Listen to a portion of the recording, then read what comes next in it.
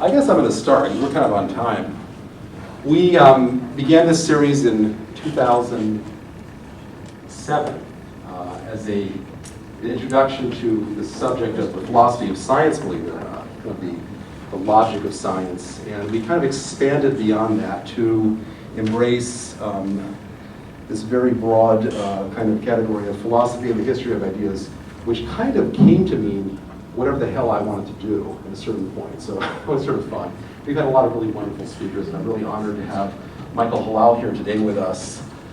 We had a conference last month, actually 2 months ago, the end of April, entitled Old School versus Digital, that kind of dealt with the question of what the relevance of technology is to the classroom. We're all kind of working with technology all the time, very often in a very distracted way because we have no time to do so in a less than distracted way. So we're kind of always dealing with the buzz of technology. And we really wanted to kind of sit down as a community and talk about what that meant. Michael Halal is an expert in information technology. He has worked, he's been a senior, a second vice president at Citigroup Corporation in the area of quality assurance and change management. He's what we call a quality assurance thought leader, so he's a real business leader in this area of information technology and the subject of how corporations embrace change and how they grapple with those kinds of questions. We have an entire area of philosophy, a branch of philosophy that we call the philosophy of business, which is very different from any person's given business philosophy. Anybody can say they have a business philosophy. Heck, I have a business philosophy, right? So people kind of make those things up as they go along. Philosophy is a little different because in philosophy we're trying to look at the question of logic, first of all. Right? And also we're looking at the question of meaning. And meaning is a question that continually kind of eludes us as we get further and further into this buzz of multitasking. We're always sort of doing a million things at once. I've been thinking an awful lot about the generation that extends anywhere from the 80s to 2000 or from 1985 to 1995 or 2003. Here are 20 different versions of this thing. And I was reading an article today that actually says that nobody has any kind of agreement as to what millennials even are, who they are. Are they in their 30s right now? Are they in their 20s? It's a very sort of vague concept. If people talk about Generation Y versus millennials, it's very kind of contentious. And people even argue that it's not a debate. It really is a debate. There's no question about it. So what the heck millennials even are? But we do know that there is sort of a general trend that has a lot to do with this concept of people who are sort of the digital natives, or people who are born into technology, born into the internet. And a lot of habits accompany that. I have noticed that my best students today, I have students today who are better than, more skilled, more adaptable, more creative in many ways than some of the best students I had 20 years ago. Hands down, I can say that without any qualification. That's really the case. And I've also noticed a lot of habits that we all seem to have and that millennials seem to have even more than others. Okay, so, and I'm tired of sugarcoating them and pretending that they're not there. The idea is that in a way, because you can have everything at your fingertips, why have it up here? Okay, so it's an uncomfortable topic. We don't want to kind of, talk about this because somehow we're sort of implying there's some kind of way we can stereotype an entire generation. The purpose of this entire presentation is so we can get outside of the habit of stereotyping anything. We can get beyond these stereotypes and try to explore human universals. So I had a conversation which was a tipping point for me about 2.5 months ago, with a friend who had an intern. He's a photographer, and he had an intern from a local prominent university, hired this person on, and asked him questions like, do you know your history? Do you know your Jackson Pollock, your Matisse, your Picasso, went back to Rembrandt? And each time the young intern said no, he didn't know who these people were. And so my friend, the photographer, said, how can you have any sense of your heritage? What is your lineage? What's your family tree? You don't know these people. And the student, meaning well, kind of took my friend aside and said, listen, you're from the 20th century, we're from the 21st century, we don't need to know that stuff. And that was the tip. I said, forget it, we're gonna do this thing. we're going to have a discussion about this, okay? Because I said this doesn't make any sense. At a certain point, we're human beings and we have to look at what has worked for millennia. And we have changes, we have to adapt, but we should probably not ignore what is time tested. And Michael Halal is going to talk about that tonight.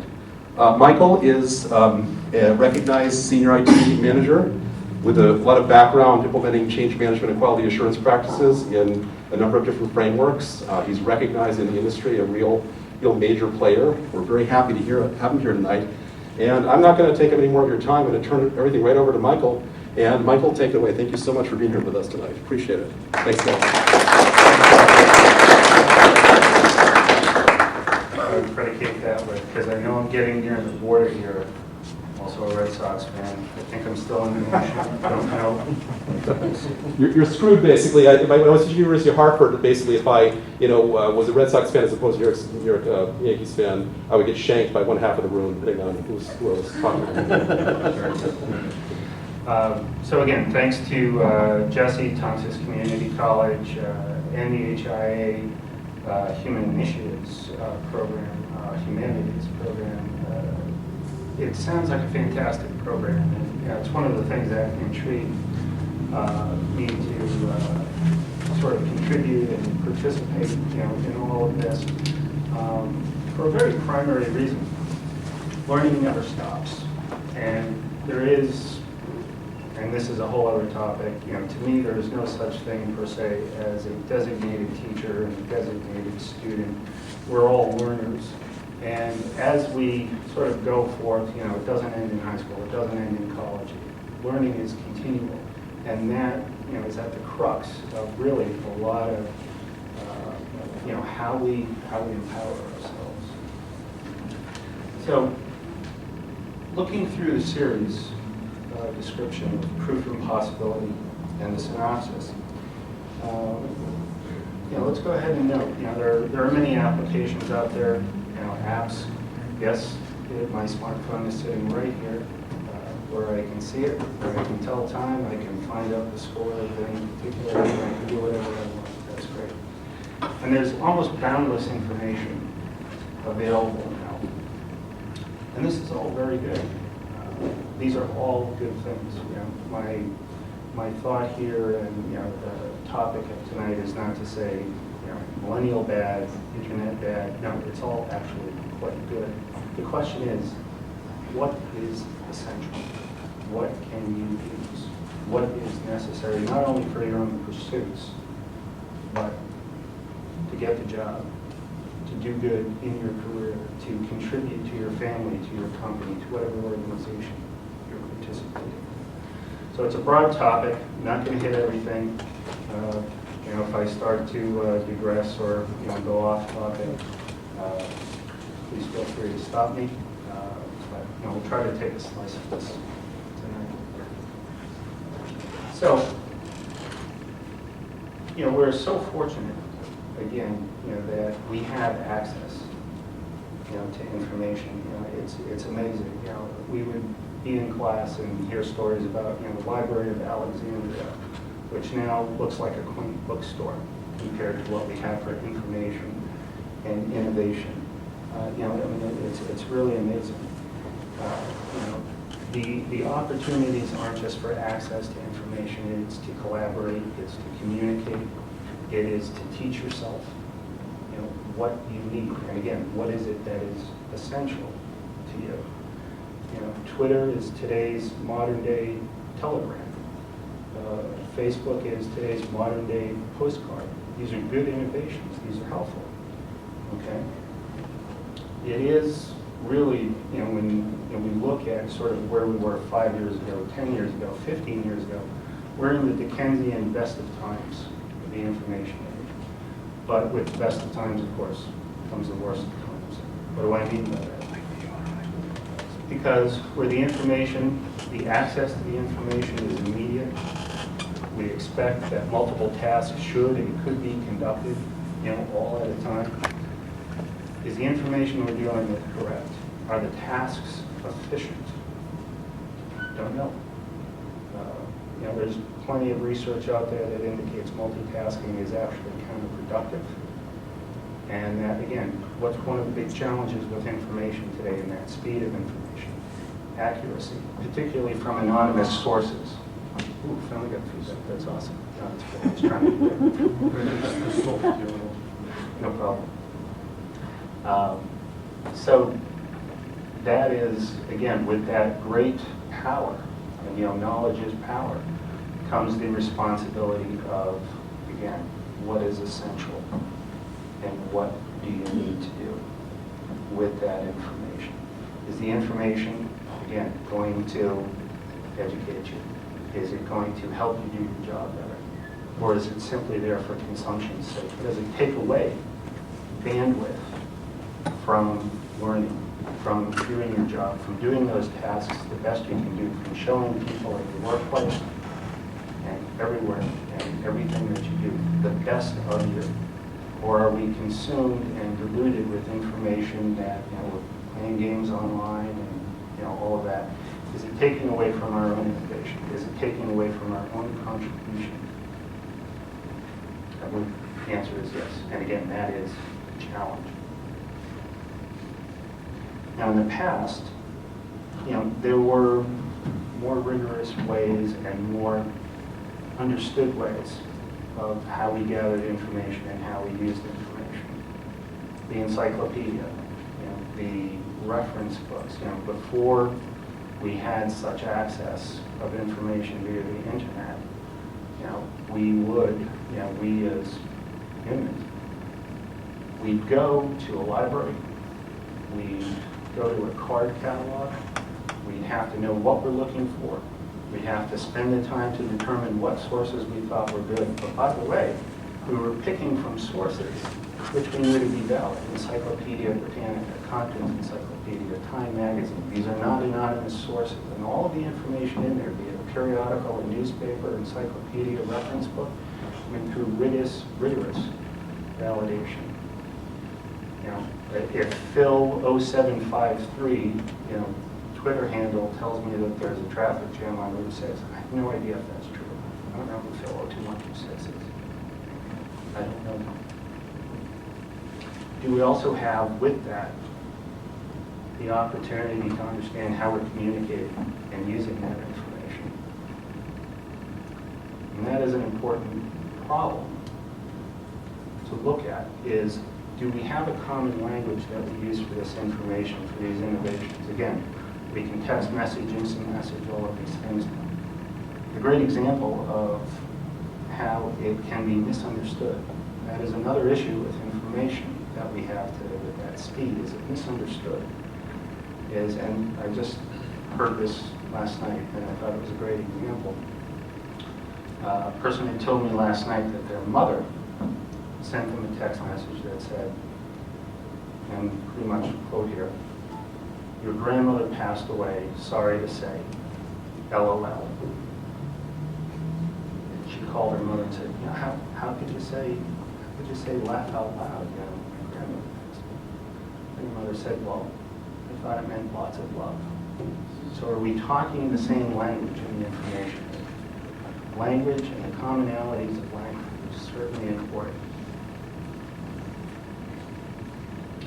So, as the program proposes here, millennial generation and its identifying traits are based on are based on following, being followed. It's based on quantity, one might say.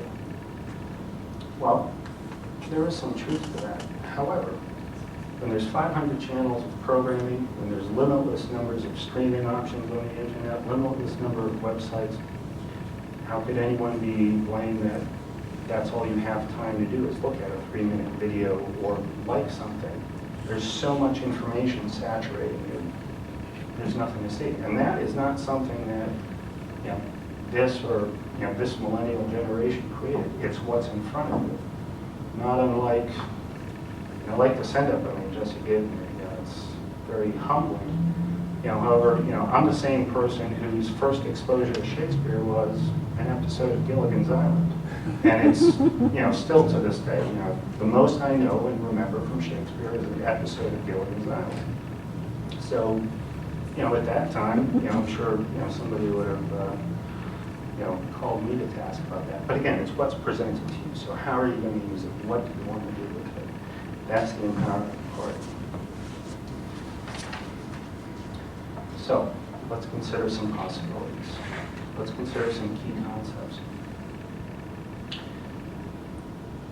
What I'm going to do with some of these slides here is use some examples from my world, the IT world, quality assurance, change management, but they're applicable to anything that we do.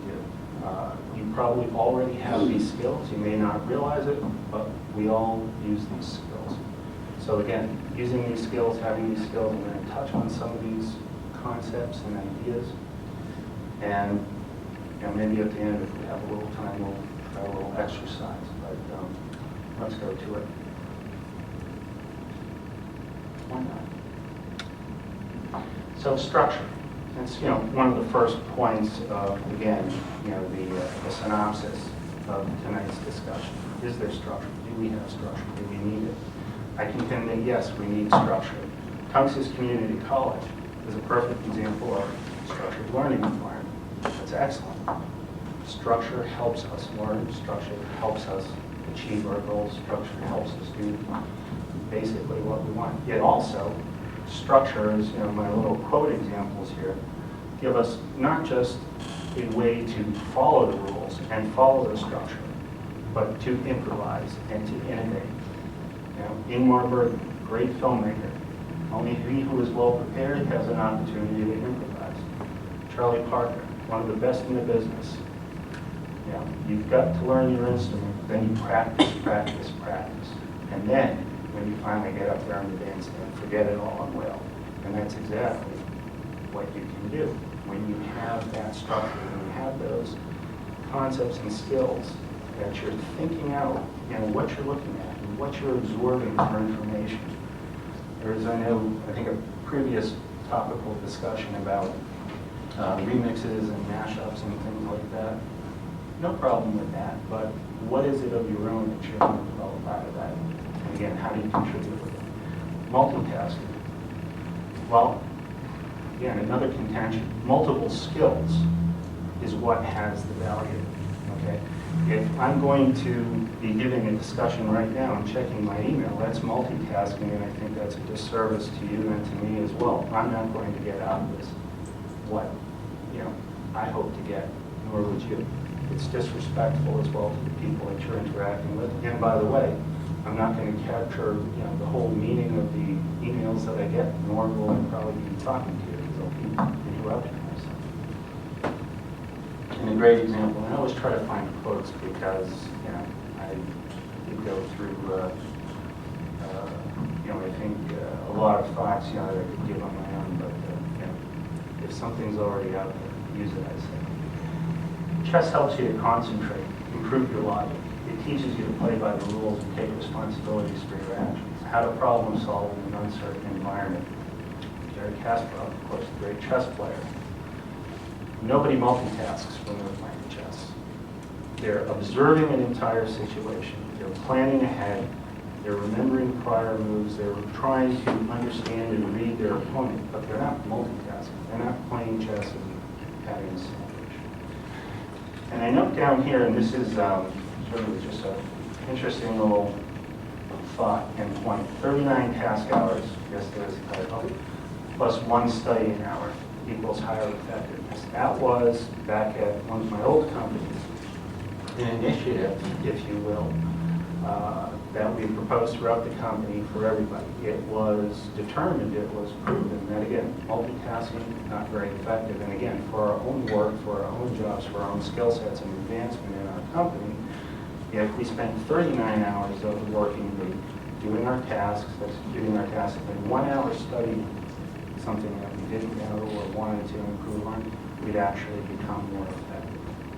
And again, that speaks to, we can be multitasking many things, but if we're not taking a moment, even just 1 hour, to study one particular item, it's not going to help us advance and determine what's essential.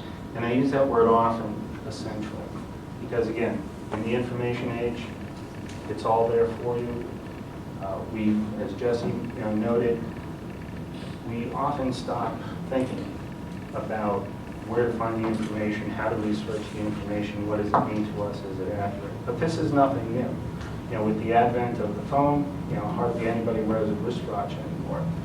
When I was growing up, you know, the big innovation was the Bowmar brain, world's first calculator, and long math stopped at that point. We don't have to think about those things anymore. Even conceptually, you know, who sits down and writes 2 plus 2, and we just type everything in, or use Siri in place of it. And if there's anything that I could convey, you know, again, about that is what is essential. So going to another one of my friends in history here. Oops, why not? Well, it's another friend. Concept of information. And again, everything we have here, the concepts of liking things, following things, social media in and of itself. I think social media, my own opinion, is a bit of a misnomer because we're not actually socializing. We're putting information out there. We are expressing things. Again, expressions that could be misunderstood if we put in all caps or certain emoticons or abbreviations. But are we getting to know the person, you know, in the old world, and I'm talking very old world, you know, there was the whole concept of breaking bread. You can't break bread with someone when you're using social media. You can't get to know them as a person. You can't reach out to them as a human touch. And you know, bless her heart, you know, Maya Angelou, I think, you know, has a very, very, just great approach to this. And again, deals with information and our tasks and our multitasking and our social media. I've learned that people will forget what you said. People will forget what you did. People will never forget how you made them feel. So with the availability, again, of all the information, of all the applications, of all the things that can make us do things faster, maybe better, are we actually conveying to other people what our value is and what our appreciation is? On to my next friend. And again, this is where we get essential and heavy. Or maybe not. Talking about ideas first. Sorry about that. I'm going to go through just a few ideas, a few innovations, inventions. And the question as I go through these ideas is, what do all of these ideas have in common? And different types of ideas. We have the groundbreaking idea, the incandescent light bulb, the unintentional idea, kinetic zone frisbee, Post-it note, WD-40, Nintendo Wii for seniors. Nintendo put out the Wii as the first sort of interactive physical video game console. Lo and behold, unexpectedly, more people in senior housing homes, you know, the elderly, the retired, were using the Wii to play tennis, play golf. It made them and helped them make them more physically active than they had been because they couldn't get out. But you know, it gave them some social interaction, you know, with their friends. It gave them a little bit of physical exercise. That wasn't the intention, but you know, if you have someone you know, close to you, you know, who's up there in years, Nintendo Wii is a great gift. Ideas ahead of their time. Pyroceramic, which came out of the Corning Company, this is back in the 1950s, is basically the forerunner in the innovation of all the glass that you see here on any smartphone, and being developed into now what I think is going to be called willow glass, which is thin, flexible, almost unbreakable glass. At the time of its invention, Corning had no application for it. They had no idea what to do with it. So it sat around, but soon or later, you know, things caught up, and now it's put to good use in the basis of a lot of the hardware that we use in terms of display. And we're going to see more of that in terms of what pyroceram started out to do. Spread spectrum radio. And I put down the US patent number because it's just one of my favorite stories about technology, innovation, and how it connects to the arts and the unexpected. US patent 2,292,387. Very cool patent. Spread spectrum radio is basically known as the foundation for all of the technology used in Wi-Fi, GPS systems, and other technologies. The two last names on that patent, well, actually, yes, two names. I'll probably give it away, but I'll just tell you. The inventor of this was none other than the great movie star Hedy Lamarr and an avant-garde musician, George Enfield. Not scientists, not business people, not people with MBAs, no specific scientific training, invented the ground rules for everything that we use today for Wi-Fi and GPS. So it can come from anywhere. And the spread spectrum radio concept came from George Enfield's observation of player piano motions and movements. It's pretty fascinating, and I actually would encourage anybody to read Hedy's Follies by Richard Rhodes. It's a great book about innovation and where issues come from. Now the obsolete idea, yes, back to the incandescent light bulb. It was groundbreaking. It revolutionized everything that we did, how we did it, when we did it. And now, like a lot of other governments, federal regulations now are phasing out the manufacturing of incandescent light bulbs because of their energy consumption and otherwise. So we're going over to CFLs, we're going to LEDs. Great technologies.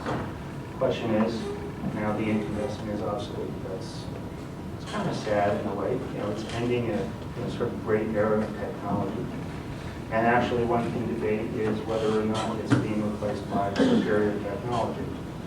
You know, one of the main reasons why the incandescent light bulb is being phased out is because it uses too much energy. Hey, here's an idea. Turn off the light switch. Right?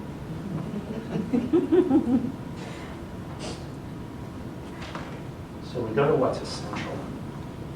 And again, this is key in dealing with the information age. And again, here in the information age, you know, our workforce today, you know, as numbers show, the workforce is increasingly growing more and more, a higher percentage of contractors and freelancers. You know, gone are the days where you go to a company and work there for 50 years like my father did. You have to add value to everything you do. You have to be competitive.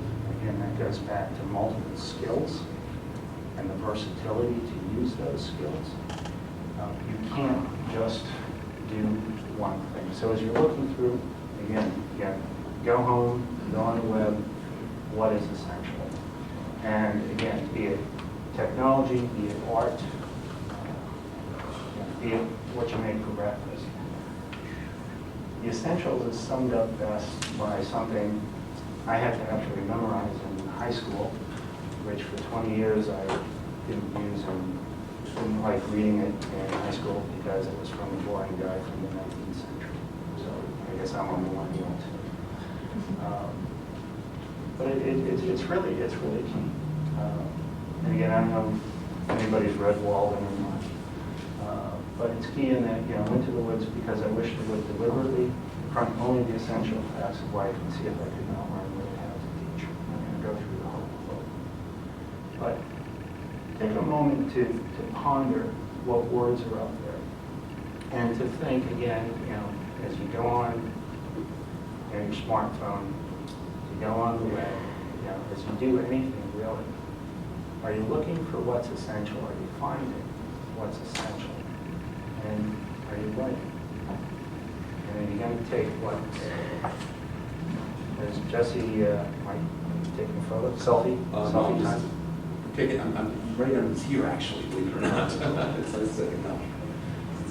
Should have a discussion about that, selfies, I still don't get off.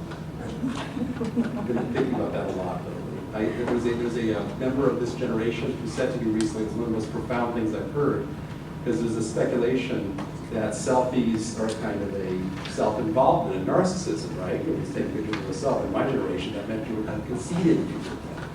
And this young person, who's about 20 years old, said to me, we're experiencing greater debt than any generation before us. We have, you know, an average of $40,000, $45,000 debt.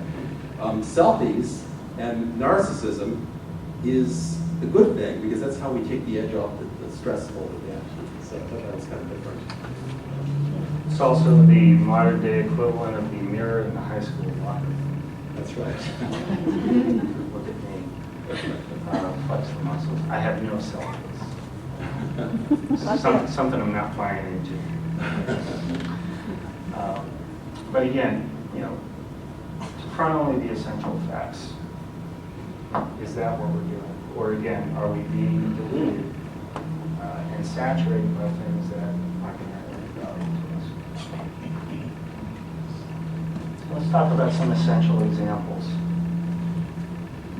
And these are, rather generic, but again, for people I've interviewed over the years, to hire for different projects, that I've been involved in.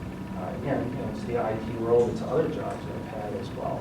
All of these elements, all of these essentials, have come into play and have proven to be, again, very effective. And the first, of course, is inquiry or inquiry. Any knowledge begins with questions. There's absolutely no substitutions for that. There is some humility in that. To actually, in the workplace say, well, I don't know this, and to, either ask for help or where can I find the resource, or knowing that, there's something that you're not well versed in, and to take the initiative to go study it. But again, without inquiry, none of us are anything. And again, everything we do. Responsibility. And again, also talking about workplace, we're talking about interviewing someone or someone who has been on one of my staffs, myself as well, people above me, people below me. Be the owner and champion of your actions. Okay? It is very counterproductive, and I will tell you now, any manager is not impressed if you point fingers at somebody else even. Some project missed a deadline because of somebody else's foible. If you are there, own your actions, own your situations, take responsibility, and if there's a problem, present a solution. If the person who works next to you is missing their deadline and you know it, don't jump on them and go straight to the manager and tell them. Actually, ask them if they need help. Ask them if they need support. It'll come back. It's important. Purposeful communication. This is the bane, I think, of any company's existence in the world. Purposeful communication. Is there clarity to the communication? Is there brevity? And again, the misunderstandings. Someone may ask a question via email about a project, and the response comes back, your idea is not a good one, all in caps. Is that person being yelled at, or did somebody forget the caps button? Who knows? But again, the misunderstanding, the brevity, clarity. What are you trying to tell me? Particularly if you're broadcasting it to 200 or 200 people. And, the classic, well, I sent an email. This sort of goes back to owning your actions and taking responsibility. I sent an email, sort of tag your culture, which, again, proceeded wherever we start, considering the millennial generation to be. 1993, first company that I worked with that instituted the use of email. It almost overnight basically ruined the company because everyone was just sending emails with that sort of tagular mentality without taking responsibility for their actions. Projects were going crazy, and 20 years later, we still don't know how to use email and other communications. And appreciation, and that doesn't sound like a skill, but actually it is. And again, it's a key one, actually. What are the challenges of others? In your work groups, in your peer groups, in groups that you report to, in groups that work for you, what are their challenges? We might think that, okay, using Skype is not a big deal, but for somebody else, may never have used it. Don't chastise them. Either help them out or understand that that might be a particular means of communication that doesn't work for them. So understand and appreciate other people's challenges. It will help, particularly in a collaborative situation. And that the time of others is as valuable as yours. And again, in the workplace, 20 years on now, for however long I've been working, one of the biggest detriments, of folks actually bringing out their best value and their best contribution to projects is not appreciating that others' time is as valuable as your own. When you treat people's time like your own, great things happen. And the commonalities, identifying the commonalities, again, back to challenges of others, back to common interests, common solutions that you have. If somebody else comes up with a great solution to a problem, don't be envious. Embrace it, enjoy it, support it. And then again, it comes down to your own contribution of maintaining, supporting, improving. At any given time, the information that I consume, I just don't want to like something. I just don't want to, again, read something for a minute. What am I going to end up contributing? Am I maintaining something? Am I supporting something? Is that am I improving something? These are questions that we have to ask ourselves. And again, when we do, amazing things happen.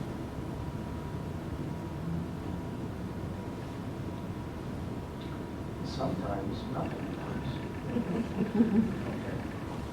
More examples, and these are a little bit more particular from adventures in the IT world, I call it. But again, applicable to anything we do. Subjective and purpose. What's the point?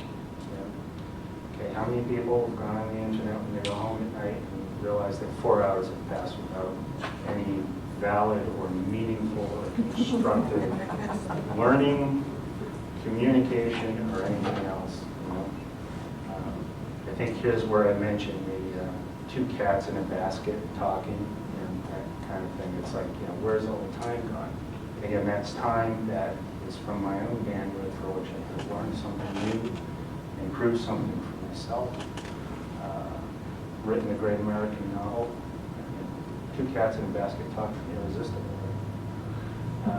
But again, from a project in the IT world, from running a food truck, anything.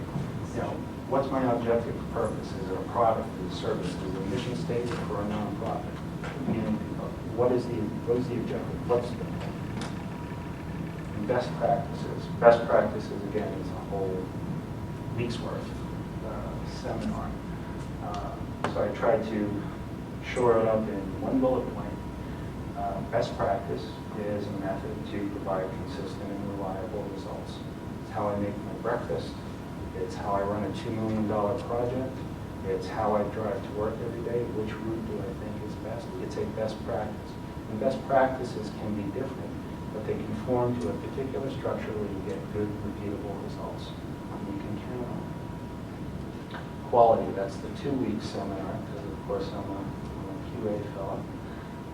But again, in short, validating expected results. It's kind of simple when you get to it.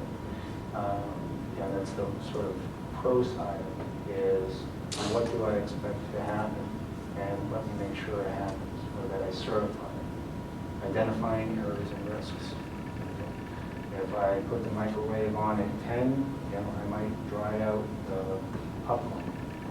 I don't have a microwave. And then metrics. For the objectives we have, for the practices that we're going to apply to meet those objectives, to getting reasonable points of quality that we want in our product or service or task. How do we measure what progress we're taking?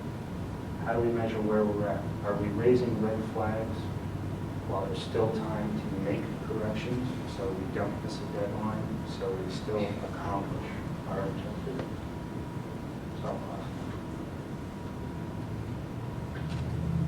More adventures in the IT world. I mean, of course, I'm a nerd, so I couldn't help but drill down a little bit more into my world. But again, skills, approaches to anything that we do, it's part of critical thinking. It's part of, again, what can we, shows over. No, okay. Voice-activated clicker. If anybody can come up with the technology for that, I guarantee you, you're going to make some money. I'm not joking about that. That's just getting right now. I don't think it exists. Draw it up. Trust me. you'll be retiring. It exists, it doesn't work. What is it? It probably exists, but it doesn't work. Refine it. You can do it. It's entirely possible. I would pay good money for a voice-activated clip. So, again, skills, approaches to looking at a problem, approaches to looking at a task, a project. Are we doing it? Analysis. Based on, and again, what information do I have to work with? What information is essential? What problems do I face? What do I have? Again, if we take a project, a software project, what's my purpose? What's the functionality that's going to be in a piece of software? What's my budget? What's my timeline? Who do I have for resources? What's my market? All of those things, I need to know and drill down to what exactly do I want to craft here, so as I engage other people into this project, they will have a roadmap and know what they're looking for. Planning. We don't do planning enough. Estimating and prioritizing. Understanding, again, what we have to work with. I have 5 gallons of gas in my car. I have to plan to stop to get gas if I'm coming down in Connecticut. Construction, the actual, building of a house, the actual shooting of the film, the actual coding of a software application. That's sort of where it all happens. But how do you construct without planning, without analysis? How do you know where you're going? And again, validation and everything, assessing the risks. We could release this piece of software on the date that we promised our clients, but we found a major defect. Okay? The defect has to do with the tax functionality of the software. Well, right now we're in June, so if we release now, the risk is low that anybody's going to see or be impacted by that effect. And, well, we have a few months to take care of it before we go into that. Or it could be the other way around. Root cause analysis. When we do have problems, are we finding causes or are we finding effects? Causes are the most important thing because that's where we're not going to improve upon things. One of our neighbors growing up had back problems. Always had a sore back. Went to one doctor, tried out new shoes, then orthotics. Still was having back problems. Finally went to a doctor and said, take the wallet out of your back pocket, which I think a lot of folks still do. You sit on your wallet all day and your hips misaligned, you're going to have back problems. Root cause analysis of somebody's back problems. Who would make that association? That was back before the days that we knew what a chiropractor was. That's George Costanza problem.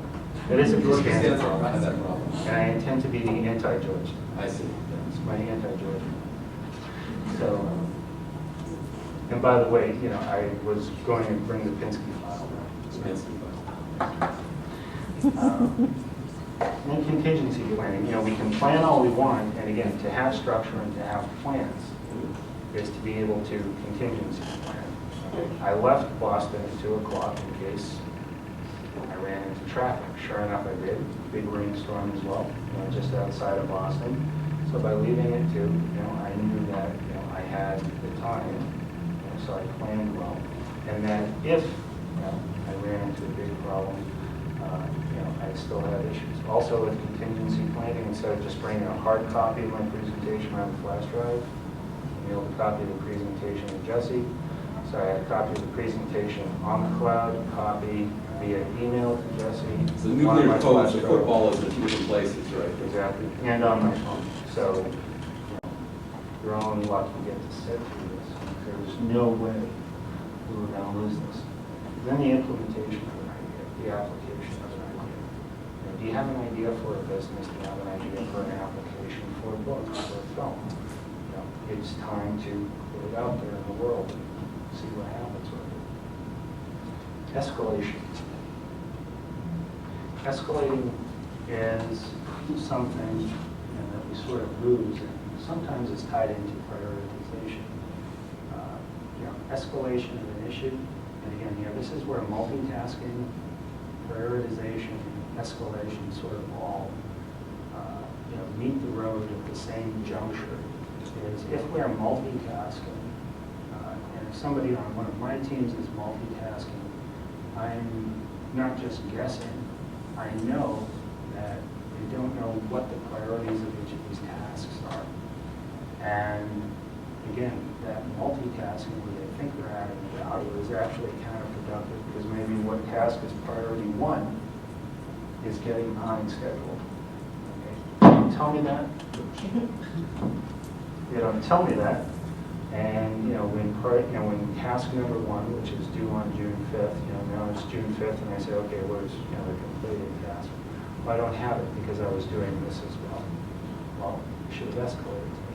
Raising red flags while they're still coming for escalation. But again, all of these things, if you look at these for a moment, you use these every day, in one form or another, for one task, for one activity you do a day. You use all of these skills. You approach all of these concepts. You probably don't say, okay, I'm going to do a root cause analysis of why I'm only getting 15 miles to the gallon, but you're doing it. It's like, well, I'm driving along the city, or I have an SUV. You're figuring it out, but you're not sitting down writing a dissertation, and that's fine. Nobody would expect that. But think of those for a moment. And again, how do you apply them to the everyday? Michael, can I interject really quickly? I had a thought. He encouraged me to interject every once in a while. I think I used the word pepper me with questions. Yeah. Pepper. Official Q&A a little later, but I had a Please thought. This event grew out of 3 or 4, I think 4 separate telephone conferences.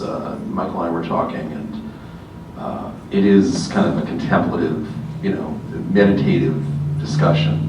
And Michael's very comfortable with silence. I'm comfortable with silence up to a point, and then we have this kind of 30-second silence, the pregnant pause, which, by the way, is an extremely effective negotiating technique in business, right?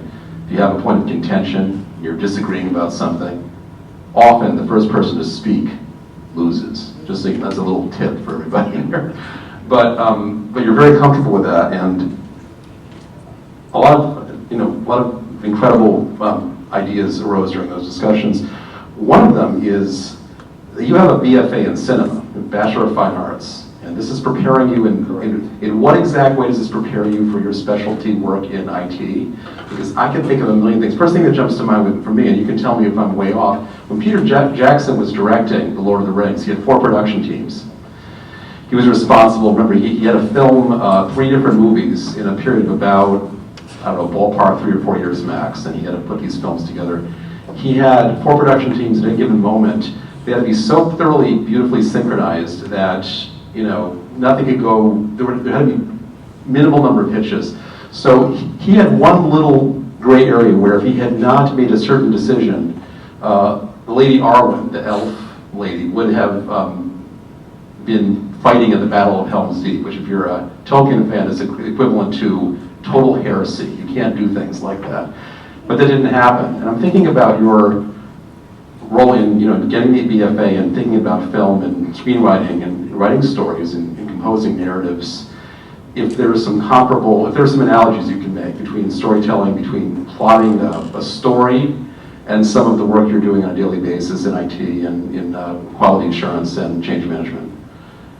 Just some thoughts came to mind. Because again, we're talking about the essentials, right? Tonight's about essentials. Tomorrow's about interview essentials, but tonight's about essentials in general. And,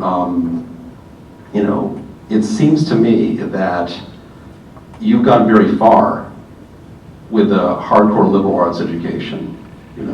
Maybe Shakespeare wasn't the emphasis, but storytelling was, and certainly creativity was at the forefront of everything you were doing. I'm just curious if you had any specific thoughts about that relationship between that world and your preparation and how that actually took you to where you are today. Do you want me to be comfortable with silence now?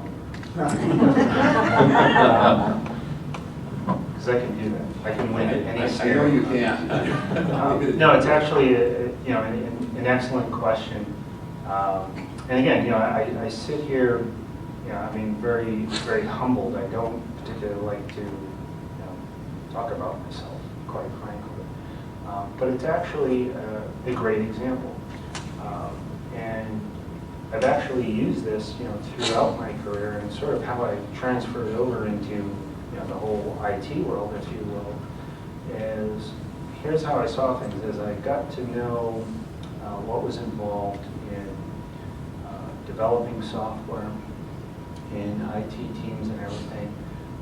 I broke it down very effectively, from my cinema training, from my film school training, with my BFA, as the project manager is the director. The managing director, or the CEO, is the producer of the film. The developer is the script writer. The quality assurance manager is the film editor and continuity. And of course, the rest of the position crew. But that's how I saw things, and that is what prepared me to work in IT. Is that you're going to have differences of opinion. Everyone's going to want to have their creative input, but be it a piece of software, be it running a restaurant, be it making a film, there are those equivalent roles of, well, who's the director, who's the producer? Producer's fronting the money. The project manager, the director, is putting this whole vision together. Everybody has that role. And, in effect, in a word, essentials. I took what was essential, and, I saw that, on a film crew, a grip is, where an electrician on a film crew is an electrician anywhere. A carpenter on a film crew is a carpenter anywhere, so forth and so on.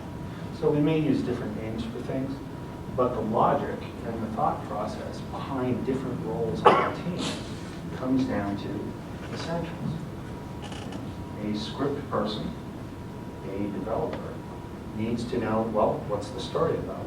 And I will write the script. The director needs to know what kind of film do you want. The project manager needs to know what's your objective with this piece of software.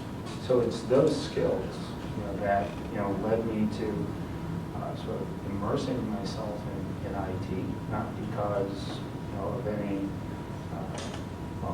I did grow up on Star Trek as well, so that probably prepared me really well too. But those are the skills. I found what was essential, and finding what was essential was my own experience.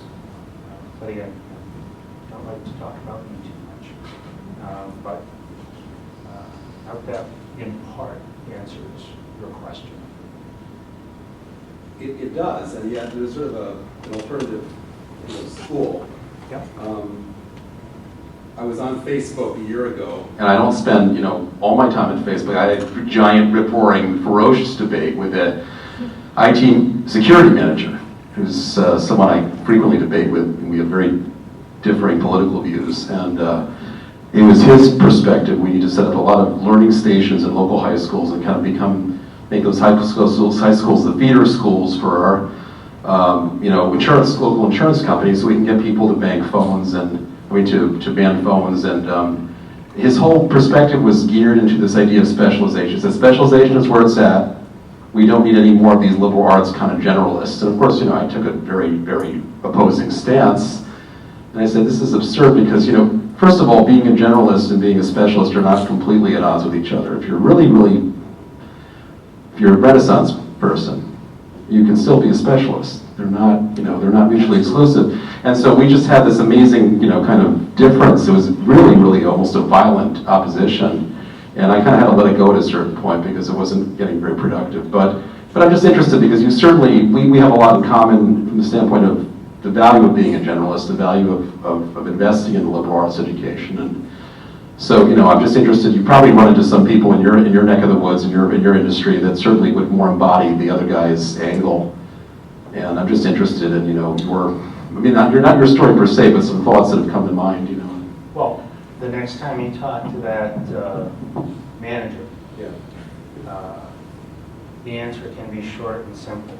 Where they may not have had formal liberal arts education, I believe to some degree they did. where would the IT world be without Bill Gates and Steve Jobs? Okay. Steve Jobs traveled quite a bit. Bill Gates studied many things. He did not go through 4 years at Harvard. He stopped sooner. That doesn't equivocate a liberal arts education per se, but there had to be something, and there's something in everyone's background that they contribute to that specialization. Let's look at the baseball player. Let's look at the actor.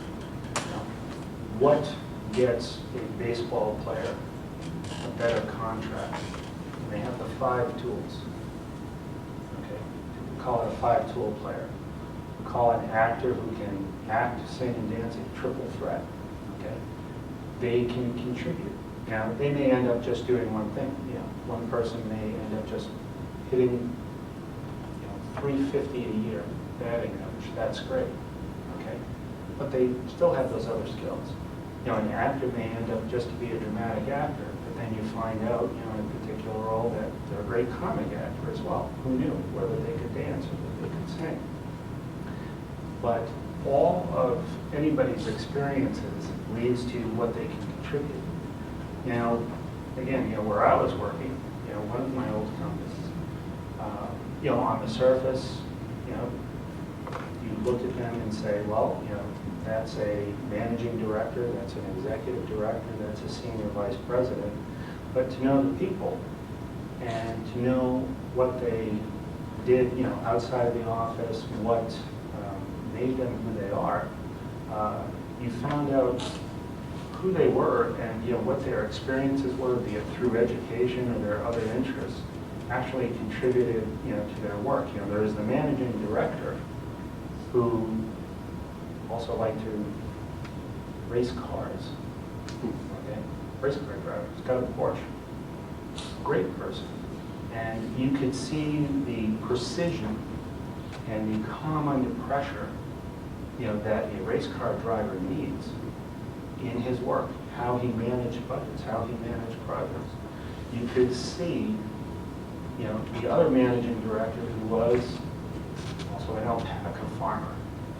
You could see that the structure and the nurturing and the care that he knew how to give helped more of his people, more of his direct reports get promoted. He nurtured. He knew how to nurture. He also had stable environments, stable production environments in this case. But you could see the person and their extra skills, their versatility, applied to what they did. That's sort of a big difference between data entry, which is a fine task, and data analysis. Well, I can input 10, 20, 30, 40, but what do the numbers mean?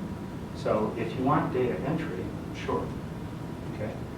But we need analysis. We need, each time we create something, each time we innovate something, each time we start a business or a product, we need the challenge, we need the innovation, we need the multiple skills, we need the different views of things.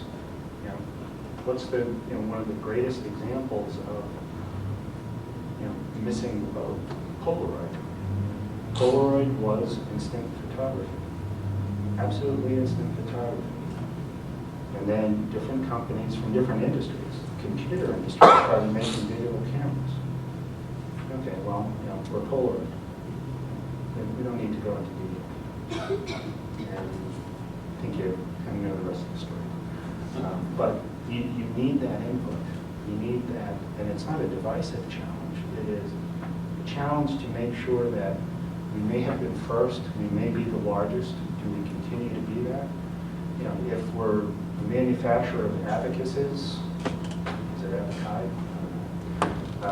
If I'm an abacus manufacturer, and all of a sudden I see all these people walking around with calculators or now smartphones, I think I need to get into the calculator business, or I'm going to be something in history. So, yeah, everything you have, everything you avail yourself to. If you do just one thing and know just one thing, that's it.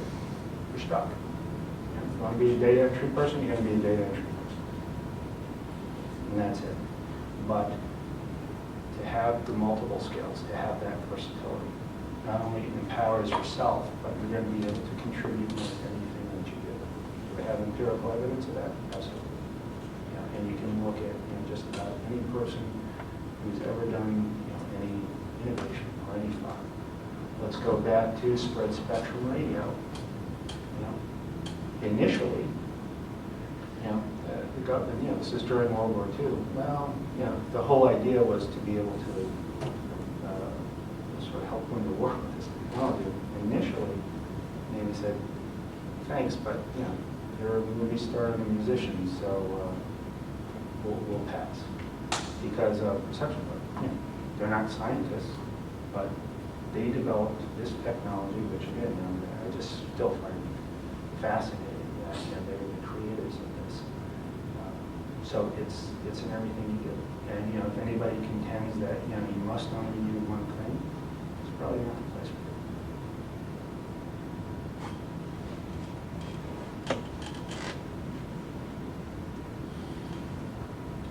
Are we formally out of the official question and answer section of this point, or that's one thing I can say? Yeah, I was just looking at my fancy watch here. It still exists in Washington. Again, what tonight is about, as I sort of alluded to as we're going over the BFA, that it's not about me. I'm not here to tell you what to do or how to do it, but to give you an opportunity to think about some of the essentials. Some of the essentials that you probably already use, just might not be as aware of it. And for some of those essentials that you may not use them. They empower you. And each person in this room has already done something and chosen to use something which is absolutely essential, and that's choose to learn. Not because you're coming here tonight to hear me talk, but just because you're here at TCC. You've chosen that. And that is the most empowering thing. When you choose to learn, when you choose to continue to learn, nobody can take that away from you. You have value add in lifelong learning. And there's just no substitute for it. And don't be distracted by the information and the data and misunderstandings and communication that can be out there. Harness all the power that you can in the information age, because the world needs you. Just like other innovators, just like other contributors before. Now it's your turn. So I think that's I suppose that's probably a good place to stop. And questions from the audience? We'll skip the exercises. They were kind of fun, but it could take a lot of time because I can get very passionate about You got some things work happening. breakdown structures and such. But, We have a workshop tomorrow at 9 o'clock, 9 to 10:30. If you can tell any young aspiring young people, ambitious students and people in their 20s who are looking to interview, Michael will be talking about some really basic key essentials to interviews, which are silence and eye contact and ideas, and probably some kind of exercises tomorrow. So we'll carry over to that.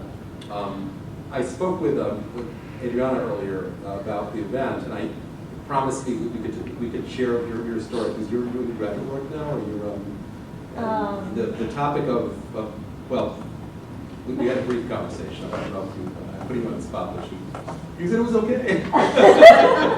No, I graduated from St. Joseph College, and I did my internship to become a registered dietitian. And during my internship, I didn't have a smartphone, so finally I got one a week ago. And it bothered me a lot, like how here I am as a student trying to learn trade, and the people that I was with at the hospital or at any of places that I went had their smartphone all the time. And it's like the patients were not there, I was not there. It's like, were they not there? So it really feels like disconnect. It's like, were they Facebooking? Were they researching, the answers for the problem? Or, That's actually a great point and a great observation. because it is not isolated to any industry, company, or generation. There have been many meetings that I've been in where people bring in their smartphones and they're either multitasking or distracted, and we literally might be in a meeting where there might be 50 people on the call, 4 different time zones, different countries. Now's not the time to look at your phone.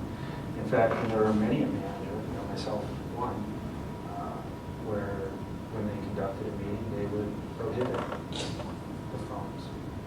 And I think it's a great practice. Unless you are an EMT, doctor, or otherwise, and particularly in the context of your job, I would say in the IT world, if you're not monitoring production, for issues, of course you do need to be aware of it at any time. But if you're not, or if somebody else is doing it while you're in the meeting, put the phone down. It's bad. It's bad to be distracted because again, you're not going to get out of it what you need, and other people aren't going to get your value. If I sit here and again, was doing this, it's not going to be helpful. But when you walk into a situation, meeting or otherwise, the fewer distractions you have, the less multitasking you're doing, the more you're going to be able to contribute because you're going to be able to listen more, observe more, and be able to help find solutions to problems, understand maybe how to better support others, find out where the opportunities are. Jumping ahead to tomorrow morning a little bit, when you read about a company or situations, or you're talking to somebody in a conversation, find out what issues they're having, because that's your opportunity to help and to again add value. Don't take away your own value by being distracted by extraneous information. Stick with the essential information. And again, whatever form, might be something good about watching 2 cats in a basket talking. There might be. You might actually get some value out of it. And there's the entertainment value as well. But what do you need to get what you want? Don't be distracted. Touching on what the lady just said, as for observation, his name's Chris, we've gone out a couple times and left our phones out, and we've observed how cell phones sort of condition people to be disconnected. Like when you're the only one without a cell phone, you sort of watch how everyone's sort of mingling, and one person get on their phone and then everyone else feel obligated to just jump on their phone. And at the end of the night, you can leave a stranger not knowing a single thing about them, but you spend 3 to 5 hours like in a room with them, and that person could have opened whatever opportunities or networks, or it could have possibly changed or inspired you in some way that you're missing out on. Or even when people are crossing the street or on the bus, like that's important things that you should be aware of, because you can get hit by a car, or just like makes you more aware of nature or your surroundings. Yeah, and you're absolutely spot on correct. With that. Again, missed opportunities, missed learning is, it's a big disappointment when you see that. And actually, the way you describe it is, so accurate. And actually, this thought just came to me. It's, the collective or contagious electronic yawn. It's like we've been wondering for centuries, why yawning is contagious. Okay, well, the minute one person picks up their smartphone, it's like there's this automatic, well then I guess I can do it too. And then we lose the opportunity to connect. I'll call it, the opportunity to break bread, the opportunity to find out a little bit something more about a person or a situation, that may lead to opportunities that we're going to leave on the table. Opportunities, they do come seldomly. And we have to be prepared for that, and particularly if we're out. If we're out at a social function, a networking function, what am I doing this? It's not social. It's not at all. So you're absolutely spot on. It's not just texting while, hashtag texting while driving, it's hashtag texting while living. Hashtag I don't care. And, you know, even, you know, what would seem to be the obvious is like, my goodness, are you actually like checking your email while you're crossing the street? You're absolutely correct. It's like, that's dangerous. That goes actually back to risk assessment. If I'm looking at my phone as I am crossing the street, I elevate risk of, you know, something unfortunate. And again, you know, we might miss the, you know, passing by a new restaurant that might become a favorite place to eat, or if we're looking for a place to open up a restaurant, we might miss the for lease sign, you know, at a great location.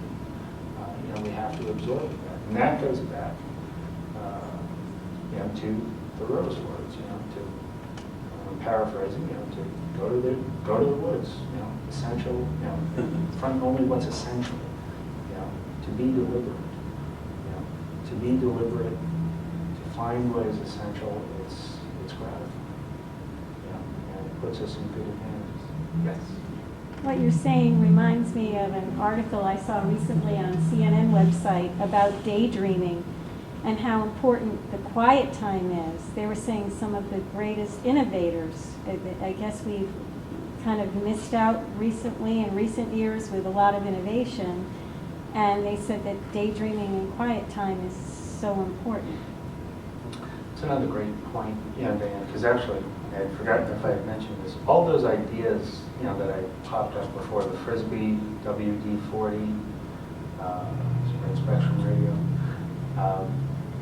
none of those innovations, groundbreaking, unintentional or otherwise, were created with the internet or computing power or anything else. It was from what information was available out there in the world at those respective times, but, you know, also from the mind, you know. Post-it, you know, for me, it was a great example because, you know, it was, I think, and I could be wrong with this, somebody can Google it if they want, but I think, you know, the original intent was they were experimenting with finding some sort of new glue, some kind of new adhesive, and, you know, that wasn't taking, and then it just, you know, somebody stuck it up on the wall, and nobody thought twice about it until at one point somebody said, hey, wait a minute, we could sell this stuff. And there you go. And, you know, it's actually a great little invention.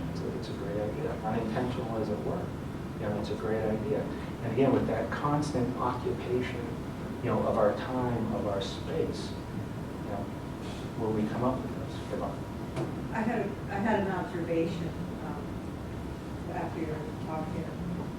I've worked at a lot of large companies, and we're all pretty much addicted. We can talk to, we can be messaging 4 different people at the same time, open up our email, you know, be on a conference call on mute, you know, have all kinds of different things happening at the same time, and we're dependent on it. And we work with a lot of demographics, and some of these demographics are, well, we can't make the presentation in more than 3 minutes because that's the attention span. And there are certain things that we do. We have texts that we have to send out, tweets, Facebook posts. I mean, there are all kinds of events. So everything's got its own data that we collect. But what I find, especially with some of these new folks for the summer, we have a lot of summer interns, is that even though they're really savvy and really excited about all this, really, for them, it seems like they just love interacting with each other, even though they're like 20 feet away from each other. And they're just constantly on message, you know, messaging each other and laughing on, you know, on their own, and they're cute. And but they stop because it's work, and then they get up and, you know, go have lunch. And I just kind of observed that when you make all this, I guess, social media into work, they kind of want to leave it and socialize. We have also nice groups. We have these places where people can just kind of go and escape to have ideas, nice sofas, and rooms you can disappear in and have ideas. It's a really awesome and I think correct observation, because, you know, my prediction, nobody can make any money on this unfortunately, but my prediction is the next big wave of social media innovation will be something called the phone call. You know, what a novel idea to talk to somebody in real time, okay, when you want to. Wow, I can hear your voice, that's amazing. Yeah. And no emoticons and everything. That's again, a whole other topic But for even somebody. I will select who I can call based on Absolutely. age. I will actually do that. I'll think, oh, this person probably would want a phone call.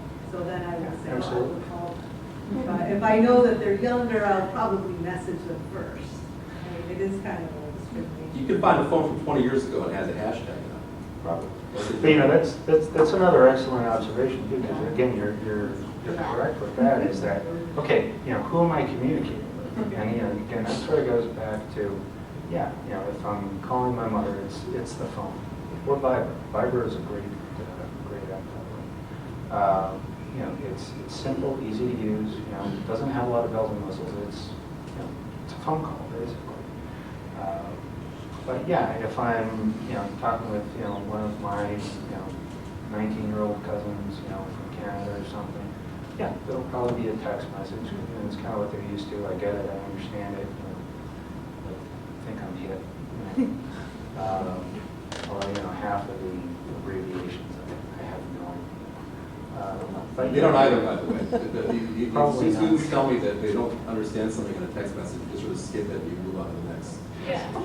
My brother, I messaged him when he was out of state, and he said he had to get our younger cousin to decipher what I had sent. That's pretty cool. No, actually, and again, not to, again, to keep open all the observations and possibilities, one of the, I found like very fascinating uses of text messaging or posting, by words, is the sort of transformation of language, I'd say, in a very effective way, where, a lot of folks, different countries, different languages, are starting to phoneticize the languages that they speak. And, you could have, cousins, half a world away, them, wherever.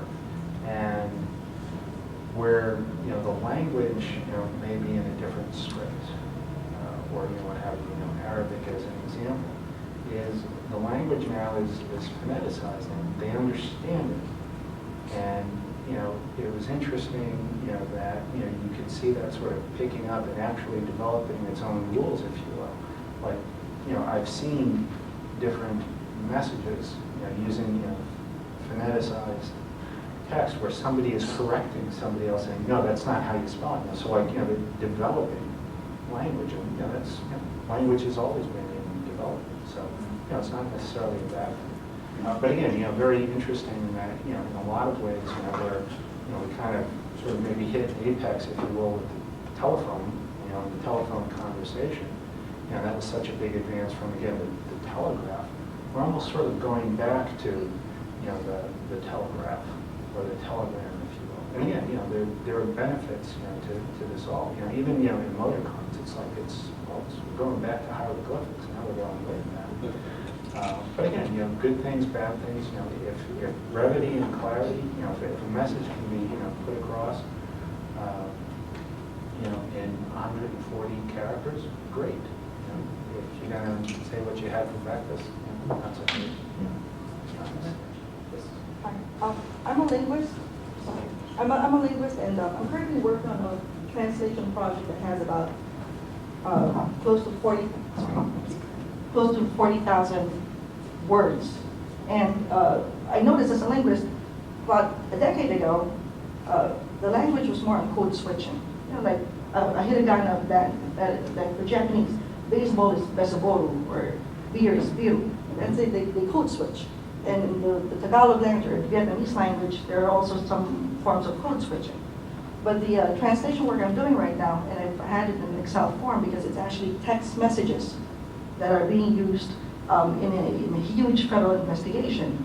And I've noticed, and this is just recently, a couple months ago, I'm still working on it, the language has changed. It's not just code switching from English or from another language to English, but we have evolved into a more complex yet simpler I say complex, but simpler, because if you're not familiar with the culture, you won't be able to understand it at all. But the spelling, in terms of spelling and format, they made it so simple. Typically, if for a 3-syllable word that has, let's say, 7 letters, they can cut it down to 3 letters. So it's a phonetic language. They're creating another phonetic language. And I'm proud in a way, because somehow I was able to understand that culture, because I was part of that culture a few years back. But now I'm thinking, what if I wasn't part of that culture? And it already affected my job. It already affected my credibility. And then even my project management of the work I'm doing. I would need to get a project manager and a proofreader who not only understands the language, but also the culture where it emanates from. You're going to give a much better presentation. Next. Definitely. Oh, it's a fascinating area, really. Because again, information, how we interpret it, it's the great philosopher of the 20th century who once said, knowledge speaks, wisdom listens. And of course, I'm speaking of the great Jimi Hendrix. That's his quote. And information is knowledge, knowledge is power. What we do with the information is wisdom. But if we don't know how to communicate it, if we don't know how to take it in, then we might be missing out on something. But we also might be creating something very new. Is it possible that 100 years from now there could be a singular global language? I'm not talking Esperanto. I'm talking like a almost Klingon. Great, yeah, Klingon, definitely. Kapla. It's really actually fascinating. And Jesse, next discussion, presentation. It's a great topic. You got to do it. Klingon? No. Well, universal language, right? Any more questions? Another question? I have one. Well, it's not a question. It's just no, it's okay. Mine is children and their iPhones or smartphones, whatever their parents want to give them. It's something else. Them and their little mouth, and I know they've heard it from adults on their cell phones. How can adults on their cell phones, seeing a lot of children in school be cussing, cursing, saying all sorts of awful things out loud on your Bluetooth? And then you see the same children outside in the playground with their hidden cell phones. All of a sudden they're cussing at each other, and then you see their little texts from friend to friend, the things they say. That's really awful. It's a really important observation because you're right. It's that again in itself is a whole other topic and area to research. Is how does it change our social interaction from your most formative years? Are you going to go to the playground and play and make sandcastles at the beach and things like that? Or is everybody who's 4 or 5, every kid who's going to be 4 or 5, are they going to be playing a game or watching a video? And again, what opportunities are we missing? We don't have to fill every space. We don't have to fill every moment with sound or visuals. We don't. And again, I think we do ourselves a disservice. I find that with myself too. Sometimes I might be finding myself again on the internet, looking at whatever. And, I might get into this whole research tangent on a particular topic, and then I realize, well, I really don't have to, know how to, make key lime pie tonight. It can wait. But knowing that you can find out, 100 different recipes and 100 ways to make it right now, it's compelling. But when is enough is enough, and we have our abilities to sort of discern again what's essential, to us and how to prioritize. But for a 4 or 5 year old. What age What's should they happening? have it? Yeah. And on top of it, their handwriting It's practically obsolete. There They is, don't know yeah, how to cursive, write. cursive's gonna go out the door soon. When people, out the door, when people graduated a couple of years ago and people had to sign, they could not sign. My classmates couldn't sign. They cannot sign. What is a signature? How do I do that? They print They're not learning it. cursive, how do you know how to say it? They don't know. print They don't even know what a it. They signature don't means. write. They don't know It how was to write. It's gonna be a embarrassing for me thumbprint or because they something weren't like that. Retinal eye scan. Exactly. There you go. Yes. I worked with 4 and 5-year-olds. Let me tell you. they, handwriting, they don't, most of the kids in my classroom know how to use a smartphone, but can't grip a pen. Yeah. They can't grip a pen. It's a new pen. And it's really scary. Like, I'll sit down with them, and I was just in early morning, I go in and, just a small group, and I'll sit down and I'll take a piece of lined paper, and it's really scary because I actually almost forgot how to write in cursive, or write certain letters in cursive. And they're like, what are you doing? I'm like, oh, I'm writing in cursive. And you know what I did? I took out my smartphone to see how to write an F in cursive. But I did it, and they started copying me on paper. I'm like, oh, that's really... But they can barely grip a pen.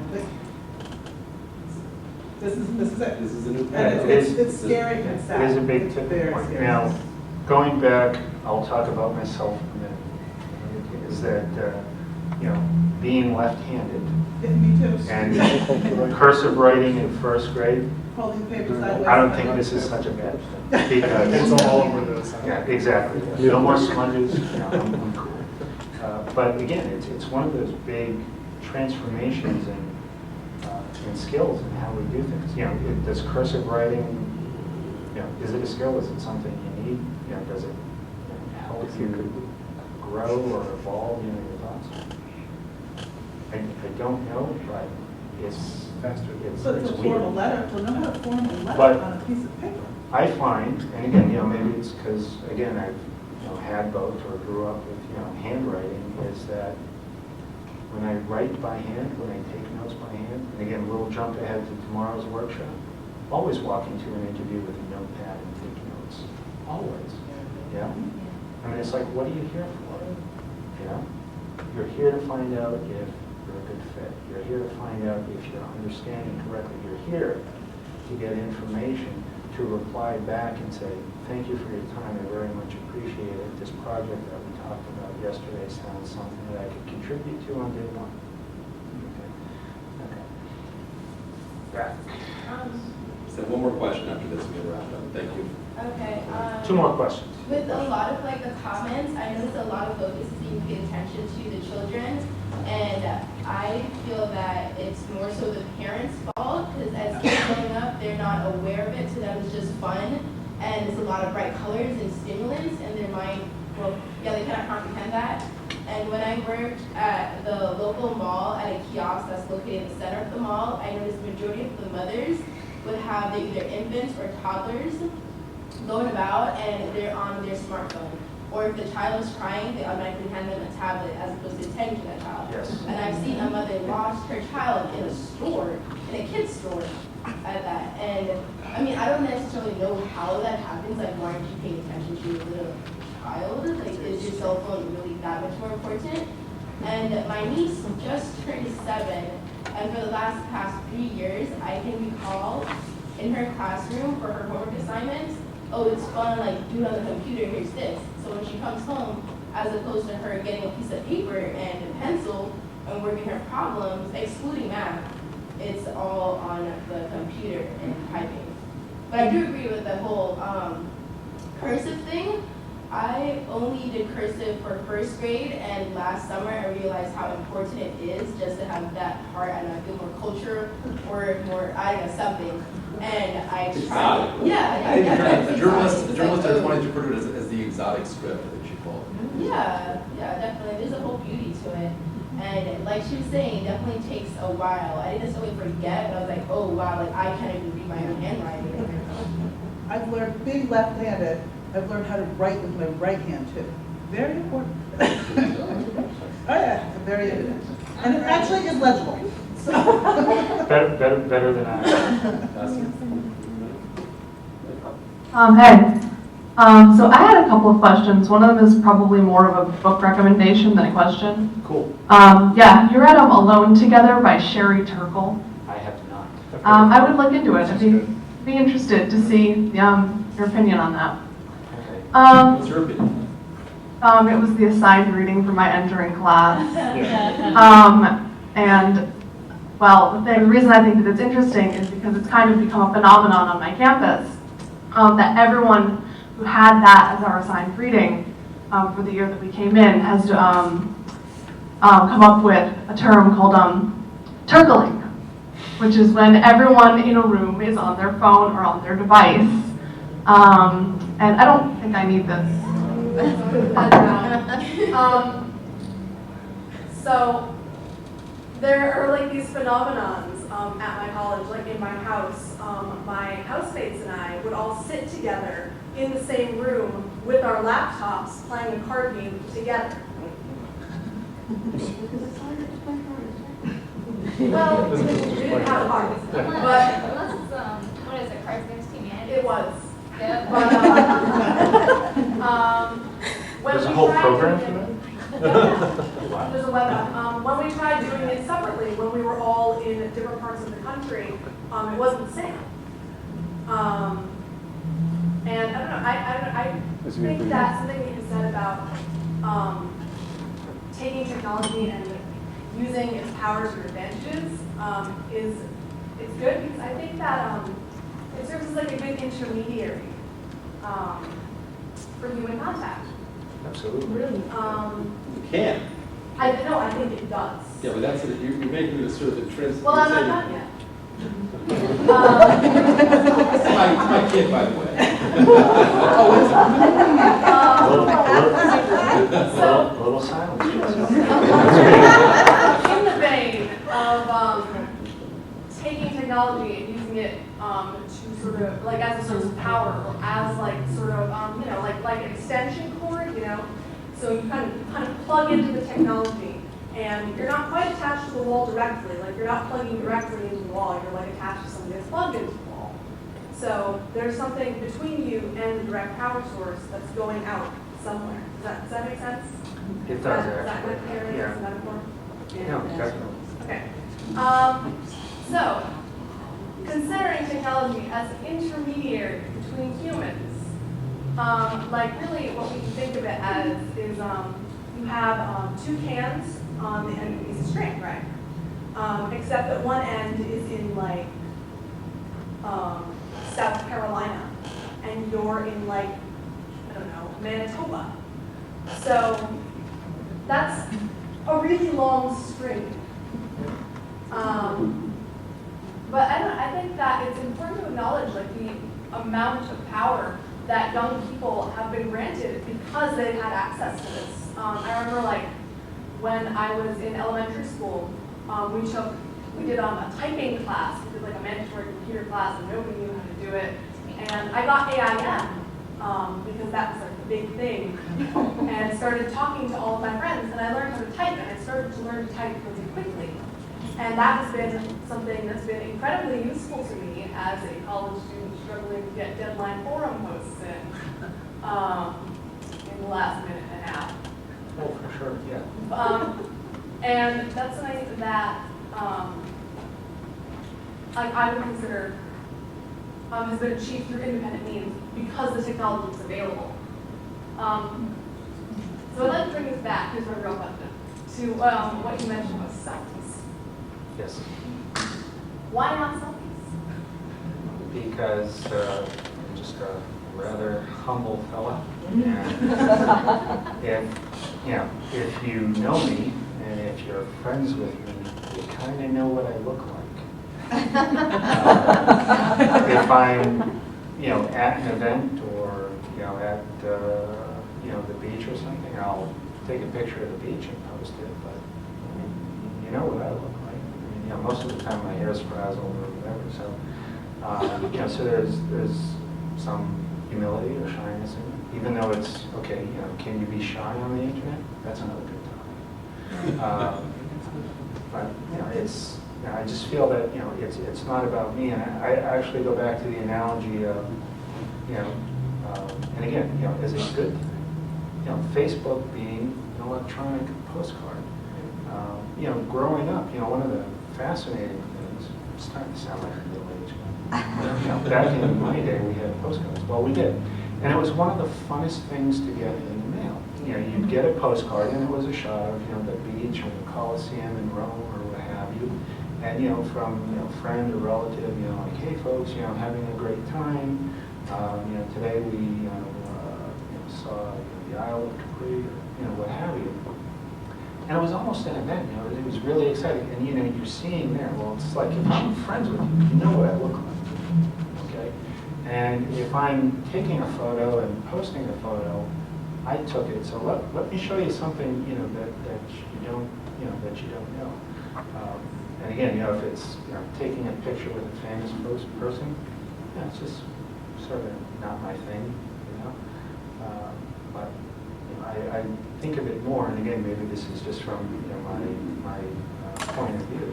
I think of it as a postcard, and I never remember as a kid getting a postcard in the mail of somebody who sent the postcard, so it's just not that interesting. So is this maybe a legitimate generational divide? I'm just interested in this as a subject because it seems like there is something there to it. Well, there is something to it, and generational divides are interesting because we can pick any point in time and determine generational divide. One of my first memories, moon landing. Yeah. And that's for me one of the big generational divides because you can't get more impressed as one of your first childhood memories of seeing one of humankind's greatest achievements. But what is everybody's first memory? I just want to expand on the whole generation gap idea. Is that there's this gap of, let's say, someone from the previous era with the idea of image. Image is so ingrained in our culture now. Our image is what we broadcast and what we think for some reason is the necessity of what we should be sharing. And whether that has validity or not is a completely different discussion. But I would say that gap is what really is where the issue is there. Your idea, your image is different than someone else's self-image, especially in later generation. So at a younger age. And I think you hit the exact point, Jesse, if you want, what is the generational divide in a word or in a phrase? Definition of privacy. Privacy, that's true. Privacy, and again, without sort of digressing far, maybe that's one of the reasons why I don't take a lot of selfies or anything. It's like, if you know me, I'll send you a picture. Right. But, maybe I don't want my image all over the place. Maybe, and, what is it that you're doing with, in that image, in that selfie? Do you want to be elected to public office? You got to watch your image. But, things of that nature, I think it does boil down to privacy, I will show, I'll send photos to people I know or things like that. And again, if I'm in photos, that's no big deal.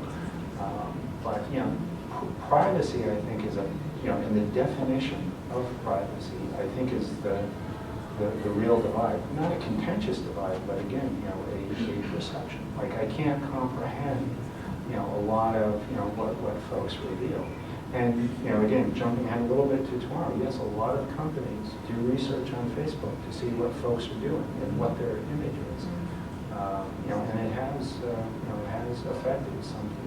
That generation divide can be lethal. It can be a career ender in many cases. It's one of these things where, yes, and that's going to depend entirely on the person, on the power broker who's making those decisions. So it can be very, very It could also be a counter-starter.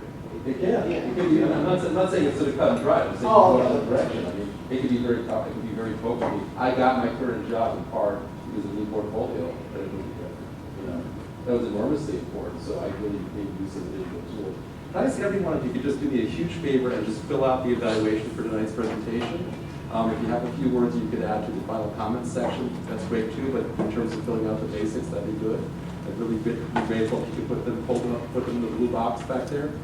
And Michael, I want to thank, big round of applause for Michael. I just have one comment and what you said about power.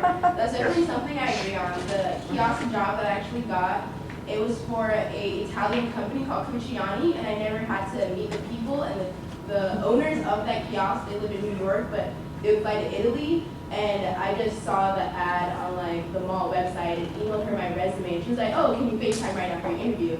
And in that FaceTime, she was like, "Okay, where you got this, so you're in charge of this kiosk."